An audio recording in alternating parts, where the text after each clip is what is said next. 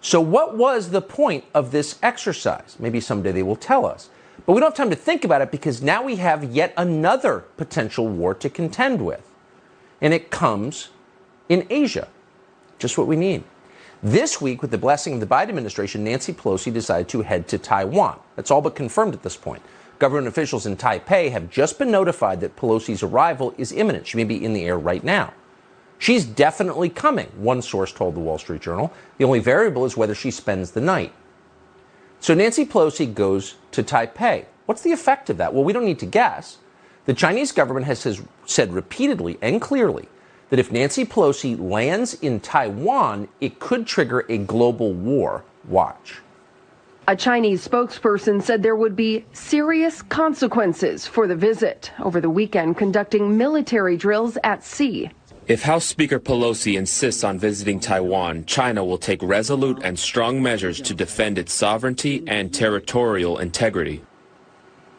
Are they bluffing? It doesn't sound like it, actually. A representative of Chinese state media said this, quote, if U.S. fighter jets escort Pelosi's plane into Taiwan, it is an invasion.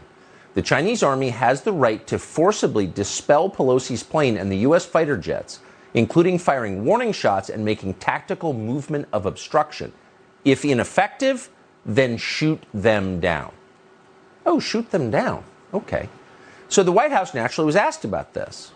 We're suddenly on the brink of yet another global war, potentially a nuclear war, because Nancy Pelosi has been given the green light by the White House to fly to Taiwan. So what's the White House view of this? Listen. An official who is associated with Chinese state media is suggesting that if Speaker Pelosi tries to go to Taiwan, her plane could be shot down. Does the president have a response to that? You know, I've been asked about, I know you're asking specifically about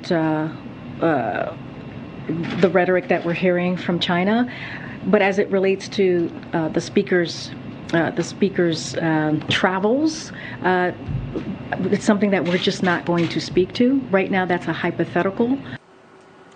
It doesn't seem like a big deal to put dumb people in positions of authority. Oh, we're helping them out. She's breaking ceilings. Okay, got it. Until something terrible goes wrong, which inevitably happens when you're running the biggest country in the world. That's a hypothetical, says Karine Jean-Pierre, even though, of course, it's the opposite of a hypothetical. There's nothing hypothetical about it. China has repeatedly threatened to shoot down the plane carrying America's Speaker of the House, third in line for the presidency. And yet no one seems to think this is a big deal. This is one of the weirdest moments in the weirdest presidency in American history. The Biden administration is provoking a hot war with China, which by itself would seem to be headline news. But why?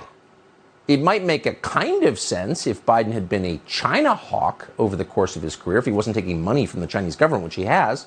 But of course, he's the opposite of a China hawk. He is a toady to China. Since the day Biden was elected, he has helped the Chinese government in ways that no American president has ever even contemplated. A partial list. The administration helped cover up the origins of COVID, even after it became very clear that this global pandemic, which wrecked the American economy, was created by the Chinese military. But we can't mention that because it's racist. Then the White House shut down a counter-espionage program designed to stop Chinese spying, which is endemic in the United States. Then Biden dropped tariffs against Chinese goods. Then he refused to do anything to move critical manufacturing back to the United States. And at the same time, he's literally selling our strategic oil reserves to China in the middle of a domestic energy crisis. And by the way, handing our entire energy grid over to the government of China. And then, to top it off, today, the Pentagon spokesman, John Kirby, who acts as the White House spokesman, all of a sudden, for some reason, said this, quote, "We do not support Taiwan independence." When was the last time a White House said that?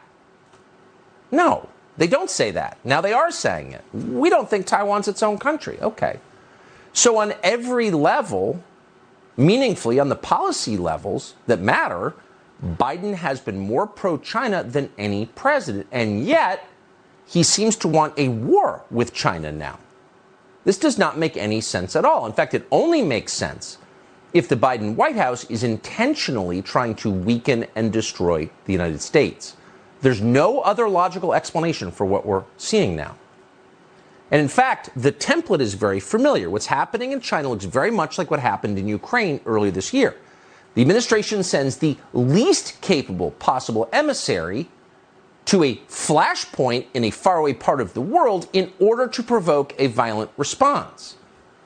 Then it was Kamala Harris, who was an international joke, the last person you would send